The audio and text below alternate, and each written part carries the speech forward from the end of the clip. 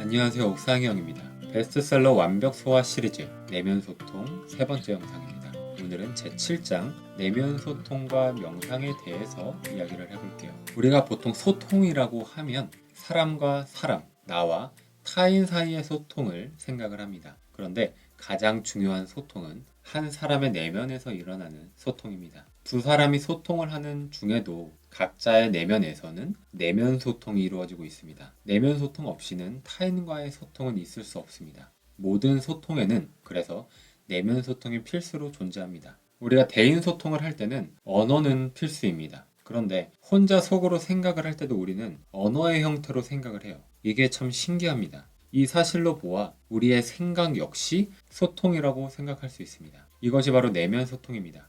우리는 늘 내면 소통을 하면서 살아가는데요. 이 내면 소통이 곧 나의 정체성을 결정합니다. 갑자기 이 부분이 생각이 나네요.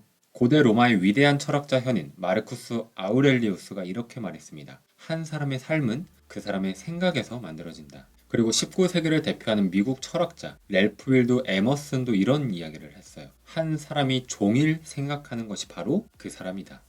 그러니까 우리가 어떤 생각을 하느냐가 우리 나 자신을 만드는 거예요. 제가 요즘 뇌과학을 공부할수록 그리고 제가 관심 있게 보고 있는 잠재의식이라든지 이런 부분을 계속 파면 팔수록 우리가 말하는 거 그리고 우리가 생각하는 게 얼마나 큰 힘을 갖고 있는지를 깨닫고 있습니다.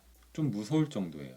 멘털 코멘터리라는 것이 있습니다. 어떤 경험에 대해 자동적으로 즉각적으로 자신의 가치관이나 문화, 이데올로기 취향 등에 따라 의미를 부여하고 자기 나름대로 해석하는 것을 통칭하는 말인데요. 이런 기능 때문에 똑같은 사건을 마주했더라도 사람마다 그 사건을 받아들이고 해석하고 판단하는 판단 결과가 다른 이유가 바로 여기에 있습니다. 제가 생각했을 때는 이 표현이 더 맞는 것 같은데요. 내 생각이라고 생각하는 모든 생각은 내 안에서 내 의식이 내면 소통을 한 결과입니다.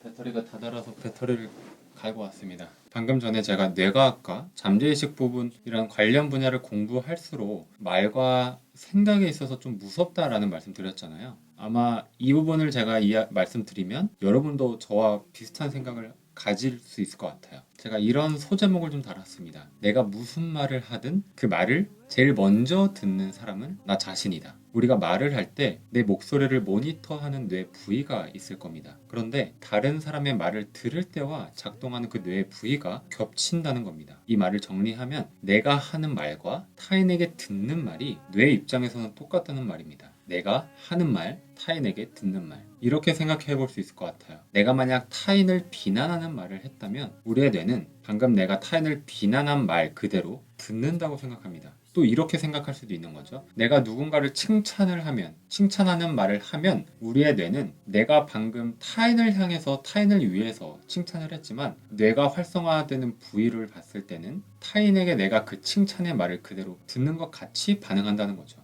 결국 내가 하는 모든 말은 결국 나한테 하는 말과 똑같이 뇌는 받아들인다는 겁니다. 내가 누굴 비난하면 내가 나를 비난하는 것과 같고 내가 누굴 칭찬하면 내가 나를 칭찬하는 것과 같다. 특정한 단어를 들을 때 그 단어를 말할 때 활성화하는 뇌 부위가 같습니다. 내가 말하는 것은 동시에 듣는 것이며 내가 듣는 것은 동시에 말하는 것입니다. 우리의 뇌는 말하기와 듣기를 구분하지 않습니다. 마지막으로 이렇게 말씀드리고 싶어요. 생각은 스스로에게 하는 말이다. 내가 나에게 하는 말이자 내가 나에게 듣는 말이다. 만약 여러분이 다른 사람들한테 듣고 싶은 말이 있다면 그 말을 스스로 내뱉거나 생각을 하시면 됩니다. 우리의 뇌는 그걸 똑같이 받아들인다는 거예요. 만약 여러분들이 듣기 싫은 말이 있다면 여러분도 누군가한테 그 말을 하면 안 되고 그 생각 자체를 하면 안 된다는 겁니다. 이걸 알고 나니까 정말 제가 혼자 있을 때도 제가 생각하는 거에 굉장히 조심하게 되고요. 누군가와 함께 있을 때, 말할 때 내가 어떤 말을 하는지 두 번, 세 번 이게 혹시나 나한테도 영향을